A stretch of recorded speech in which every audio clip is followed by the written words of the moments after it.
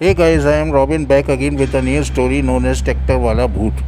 मऊ निवासी रमेश का लड़का ब्रज जब जवान होने लग गया तो रमेश ने एक दिन ब्रज से कहा कि बेटा अब खेती पे ध्यान दिया कर, क्योंकि आगे तेरी शादी करनी है हमें। और जब तू शादी कर लेगा हम ये चाहते हैं कि अपने सामने तेरे बच्चे देख लें, क्योंकि अब बेटा ज़िंदगी का क्या भरोसा।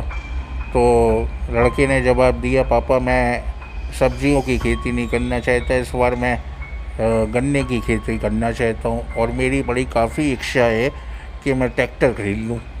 तो पिता ने जवाब दिया कि बेटा तेरे पास हमारे पास इतना पैसा तो है नहीं, तो तू कहाँ से करेगा इंतज़ाम। तो उसने कहा कि मैं ज़मींदार से जाके पैसा लूँगा। अब जो ज़मींदार थे उनका नाम था मुंशी। मुंशी काफ़ी रंगीले थे, वो औरतों लड़कियों पे ज़्यादा ध्यान देते थे। जो वो मांगने भी जाएं तो तुरंत दे दिया करते थे उन्हें पैसे की, जैसे किसी औरत को या लड़की को पैसे की ज़रूरत है तो वो तुरंत दे दिया करते थे। अब लड़का गया वहाँ पे, उसने मुंशी ने शर्त रख दी कि बेटा ऐसा है कि मैं पैसा तो तेरे को दे दूँगा ट्रैक्टर खरीदने के लिए, पर मैं तेरा घर लेना चाहता हूँ, उसके बदले घर के कागज़ लेना चाहता हूँ। तो लड़के ने आके पिता से कहा कि ट्रैक्टर तो मिल जाएगा, पर उसके लिए घर के कागज़ जमा करने पड़ेंगे ज़मींदार पे। पिता ने कहा कि अब बेटा को कुछ ना कुछ तो करवाना ही है। तो पिता ने कहा ठीक है, मैं घर के कागज़ तुझे दे देता हूँ, तू जमा कर दी। इतना कहना था। जब से ही पिता ने ये कहा तो वो उसने पिता से कागज़ लिए और जाके जमा कर दिए। ज़मींदार ने भी मुंशी जी जो थे उनने तुरंत पैसे निकाल के दे दिए और ये साहब नया ट्रैक्टर खरीद लाए। जब ट्रैक्टर खरीद लाए उस टाइम पे ट्रैक्टर खरीदना भी एक बहुत बड़ी बात होती थी। अगर गांव में किसी के पास ट्रैक्टर है तो वो काफ़ी पैसे वाला माना जाता था, और उसके पास अगर जवान लड़का है तो रिश्ते भी काफ़ी पहुंचने लग जाते थे कि भाई लड़के के पास ट्रैक्टर है, कुछ ना कुछ तो कर ही लेगा वो। तो ये सोच के उनका चार गांव में और नाम हो गया कि भाई वो लड़का देखने में तो वो ब्रज सुंदर लगता ही था, पर ये और हो गया कि भाई उनके पास ट्रैक्टर है। तो रिश्ते आने लग गए। रिश्ते आए तो एक काफ़ी, ये ब्रज तो सुंदर थी, जो लड़की का रिश्ता है वो भी काफ़ी सुंदर थी। अब साहब ट्रैक्टर हो गया इनके पास, गन्ने की खेती हो गई, उस साल इनने अच्छा कमाया, इनने जाके आधे पैसे ट्रैक्टर के लौटा दिए। अब जो मुंशी जी थे वो ये कहते हैं कि अरे अपनी बहू को तो लेके आ बेटा, जब बहू को लेके आएगा तो मैं शगुन दूंगा, क्योंकि हमने उसे देखा नहीं है, हम चाहते हैं कि उसके भी दर्शन हो जाए हमें, और मेरी बीवी भी उससे मिल लेगी। अब ब्रज ने आके ये बात अपने घर में बताई, पिता को बताई। पिता ने कहा कि ले जाइए, कभी दिखा लाइए बहू, उसमें क्या दिक्कत है। ब्रज ने ये बात सुन ली। अब जब एक साल और बीता और उनने फिर से खेती करी, और खेती में इस बार ब्रज को नुकसान हो गया। जब ब्रज को नुकसान हो गया तो वो पैसा दे नहीं पा रहा। अब जब वो पैसा दे नहीं पा रहा तो वो मुंशी उसके पीछे पड़ा था ब्रज के, भाई मुझे तो पैसा चाहिए, मुझे क्या मतलब है। तो अब इनके ब्रज के दिमाग में आया कि क्यों ना बहू को ले जाऊं, और बहू जब बात करेगी तो क्या मुंशी जी पिघल जाएंगे। जे साहब ले गए बहू को, और इनने ज़मींदार से मुलाकात करवा दी। ज़मींदार के से मुलाकात करवा दी तो ज़मींदार कहते हैं कि हमारे घर पे आ जाए कर और मेरी बीवी का भी हाथ बटवा दिया कर काम काज में थोड़ा बहुत। तो ब्रज मना नहीं कर पाए ज़मींदार से और कहते हैं बिल्कुल आ जाएगी, काम कर जाएगी आपके यहाँ भी, उसमें क्या है, गांव की बात है वो तो। और इतना कह के उनने आके ये बात सारी घर में बताई। कुछ दिन और बीते साहब, और इनके पिता बीमार थे, हो गए ब्रज के पिता, और इनकी तबीयत का इतनी नाजुक हो गई कि ये चारपाई पे रहने लग गए। जब ये चारपाई पे रहने लग गए तो ब्रज को कुछ समझ में नहीं आती थी, काफ़ी परेशान रहने लग गया वो। अच्छा, माता जी ब्रज की तो शुरुआत में मतलब काफ़ी छोटे में ही गुजर गई थी। जब ब्रज काफ़ी छोटा था तभी गुजर गई। तो केवल इन्हीं ने ही, रमेश ने ही पाल पोस के इन्हें बड़ा किया था। अब समस्या ब्रज के सामने काफ़ी आने लग गई कि जब उनके पिता चारपाई पकड़ दी पिता ने, तो अब वो ये सोचे कि मैं क्या क्या संभालूँ हैं। मेरे को बीबी को अब मुंशी जी के पास भी छोड़ के आना है काम के लिए, और मेरे को खेती भी देखनी है, और मेरे को शहर भी जाना पड़ता है, और पिता मेरे बीमार हैं। मैं जाऊं तो मैं करूं तो करूं क्या। इतना सब होने लग गया।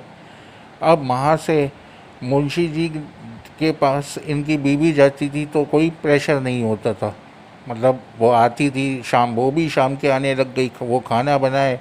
इन लोगों में टेंशन भी चालू हो गई काफ़ी।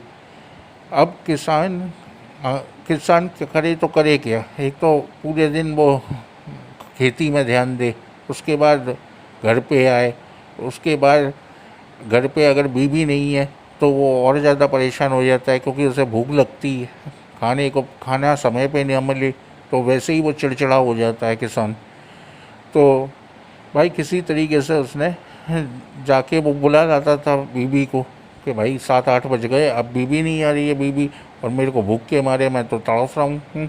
तो ऐसे जाके उसने कहा कि अब तू नहीं जाए कर, मैं जाके बात करूँगा मुंशी जी से।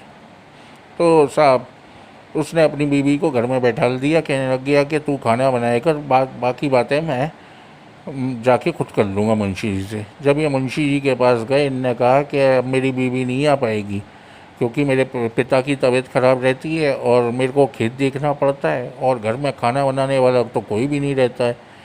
ये सारी बातें जब ब्रज ने मुंशी जी से करी तो मुंशी जी को अच्छी नहीं लगी ये सारी बातें। तो मुंशी जी कहते हैं कि ऐसा है कि तू एक काम कर, तू बाकी की रकम तो मेरे को दे नहीं पा रहा है, तू एक काम कर, मैं तेरा घर ले लेता हूँ। अब जब ये बात करी तो ब्रज काफ़ी ज़्यादा परेशान हो गया कि ये मुंशी जी तो मेरा घर हड़पने के चक्कर में है, अब मैं करूँ तो करूँ क्या। पिता को ये बात बताऊँ तो बताऊँगा तो उनको कोई फ़ायदा तो है नहीं, वो तो खुद चारपाई पे पड़े हैं, बोल तो पा नहीं पा रहे हैं। अब मैं करूँ तो करूँ क्या। तो ब्रज इतना ज़्यादा परेशान आ गया कि ना तो वो घर का रहा, वो जो एक कहावत है ना तो वो घर का रहा ना घाट का रहा। अब वो जाए तो जाए कहाँ। अपनी टेंशन है ना अपनी बीवी से शेयर कर सके, ना किसी और से शेयर कर सके। तो उसने वो अब खेत पे ही रहने लग गया, घर लौटता ही नहीं था रात में। खेत पे ही अपना टाइम बिताता रहता था, उस ट्रैक्टर के ऊपर बैठे रहता था और उसी ट्रैक्टर के ऊपर सो जाता था। काफ़ी दिन ऐसा चला। तो एक दिन मुंशी जी घर पे आ गए, तो कहते हैं कि घर खाली करो और तुम लोग बाहर निकलो। ब्रज ने कहा कि मेरे पिता की आप हालत तो देख लें, ऐसे में मैं कहाँ जाऊँगा। तो मुंशी जी ने कहा चलो मैं कुछ दिनों की और तुम्हें वार्निंग दे रहा हूँ, इसके बाद मैं घर खाली करवा लूँगा। कुछ दिन और बीते और पिता का देहांत हो गया। जब पिता का देहांत हो गया तो केवल ब्रज और उनकी पत्नी रह गई अब घर में। अब तो मुंशी जी आए दिन टोंचने आ जाती ब्रज को कि भाई या तो अपनी औरत को मेरे पास भेज। अब तो वो साफ साफ बोलने लग गए थे कि तू मेरी अपनी औरत को मेरे पास भेज दिया कर, तो उससे कुछ नहीं होएगा, तू अपना खेत देखा कर, और तेरे को रोटी खानी है तो मेरे पास से आके रोटी खा जाए कर, पर तेरी औरत मेरे यहाँ रहेगी। ब्रज भी परेशान था काफ़ी, उसने कहा ले जाओ। हाँ, तो वो औरत, ब्रज की औरत ज़मींदार के यहाँ ही रहने लग गई पूरे टाइम, और जब इनको रोटी की ज़रूरत पड़े तो ये जाके वहाँ पे खा लें। एक तरीके से मुंशी की बीवी हो गई ब्रज की बीवी। वो मुंशी जी कहने को तो उनके पास पहले से ही एक बीवी थी, पर वो इस पे ज़्यादा ध्यान देने लग गए और इस ब्रज की बीवी से उनने संबंध बना लिए। ये बात ब्रज को बिल्कुल पसंद नहीं आ रही। एक दिन की बात, ब्रज ने ट्रैक्टर के ऊपर चाकू मार के आत्महत्या कर ली। अब साहब कुछ दिन और बीते। अब तो मुंशी जी और खुश कि मेरे पास उसकी बीवी भी हो गई और वो भी मर गया ब्रज। अब जब ब्रज मर गया तो उनने कहा ये ट्रैक्टर तो वहाँ पे खड़ा है, ये ट्रैक्टर और उठवा लूँ। उनने ट्रैक्टर भी अपने घर पे रखवा लिया। जब ट्रैक्टर उनने घर पे रखवा लिया तो उसकी जो ब्रज की आत्मा थी उस ट्रैक्टर में बस गई। एक दिन साहब रात के टाइम खेती हो रही थी, ट्रैक्टर स्टार्ट खड़ा हुआ था। मुंशी जी उस ट्रैक्टर के सामने ही थे और खेती बता रहे थे कि साहब इस तरीके से मतलब मज़दूरों को बता रहे थे। सारे किसान उस साइड थे, ट्रैक्टर की दूसरी साइड खड़े थे और ट्रैक्टर का मुंह जो था वो मुंशी जी के सामने था। अब एकदम से ट्रैक्टर में स्पीड हुई और सीधे मुंशी जी के ऊपर ट्रैक्टर चढ़ गया और मुंशी जी की भी डेथ हो गई। जब डेथ हो गई तो सब गांव में ये खबर फैल गई कि मुंशी जी को ब्रज ने मारा, उसकी आत्मा इस ट्रैक्टर के अंदर है। वो ट्रैक्टर दोबारा से ले जाके ब्रज के घर पे खड़ा कर दिया गया। रात में वो ट्रैक्टर खेतों में चलता, अपने आप ही चलता और वहाँ पे पूरे गाँव में ये खबर होने लग गई कि भूत वाला ट्रैक्टर है, वहाँ पे भूत वाला ट्रैक्टर है, ब्रज का ट्रैक्टर है, जिसका नाम दे दिया गया भूत वाला ट्रैक्टर। और सब में ये खौफ हो गया कि ब्रज उस ट्रैक्टर को आज भी चलाता है खेतों के अंदर। अब ज़मींदार की बीवी और ब्रज की बीवी में लड़ाई हुई, क्योंकि ज़मींदार मर गया था तो ब्रज की बीवी को ज़मींदार की बीवी ने घर से निकाल दिया। तो ब्रज की बीवी आके दोबारा से ब्रज के घर में रहने लग गई। जब ब्रज के घर में रहने लग गई तो ब्रज को ये चीज़ पसंद नहीं आई और ब्रज ने एक दिन उसके पास आया और कहता है कि तू मेरे घर से चली जा, क्योंकि तेरा चरित्र खराब हो गया था, जब ही तू इस घर में नहीं रह सकती। ब्रज की बीवी नहीं मानी, उसी घर के अंदर रहती रही। एक दिन ब्रज की बीवी फांसी लगा के पंखे पे लटकती हुई मिली तो लोगों में और खौफ बैठ गया कि हो ना हो ये ब्रज नहीं मारा है। उसका ट्रैक्टर वहाँ पे खड़ा रहा और ट्रैक्टर बरसातों में गलता गया। उसके अवशेष भी किसी ने उठाना उचित नहीं समझा, इतना खौफ फैल गया था। और पूरे 4-5 गांवों में वहाँ पे केवल ट्रैक्टर वाला भूत के नाम से उसका घर और उसका खेत पॉपुलर हो गया कि भाई वो वहाँ पे ट्रैक्टर वाला भूत है, उस एरिया में मत जाओ। कोई भी 12 बजे के बाद उस एरिया में घुसता ही नहीं था। केवल लोग दूर से भी देखते थे तो भी डरते थे कि वहाँ पे ट्रैक्टर होएगा, वो ट्रैक्टर मार देगा, क्योंकि उसे बदला लेना है अपनी मौत का। उस ज़मींदार ने उसके साथ ऐसा किया था। तो ये कहानी काफ़ी टाइम तक वहाँ पे चलती रही, ट्रैक्टर वाला भूत। जब वो ट्रैक्टर पूरा गल गया, ख़त्म हो गया, तो भी लोग उस तरफ से निकलते नहीं थे।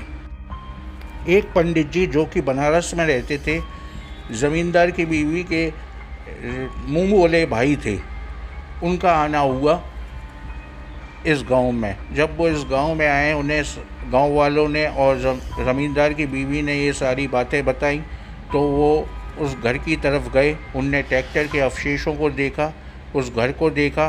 वहाँ पे दिन में उनने गंगाजल छिड़का सब जगह, ट्रैक्टर के अवशेषों पे भी उनने गंगाजल छिड़का। फिर उनने एक वहाँ पे हवन किया जिसमें सारे गांव वालों को बुलाया गया। उसके बाद उन्होंने प्रसाद बांटा। प्रसाद बांटने के कुछ दिनों बाद जब वो यहाँ से वापस बनारस चले गए, गांव वालों ने और ज़मींदार की बीवी ने कि अब कोई भी किस्सा ट्रैक्टर वाले भूत का नहीं सुनाई देता। उस दिन के बाद से कभी भी हम लोगों को कुछ सुनने में नहीं आया। तो ये कहानी जो मैंने आप लोगों को सुनाई बिल्कुल सत्य थी। उम्मीद करता हूँ आपको मेरी कहानी पसंद आई होगी।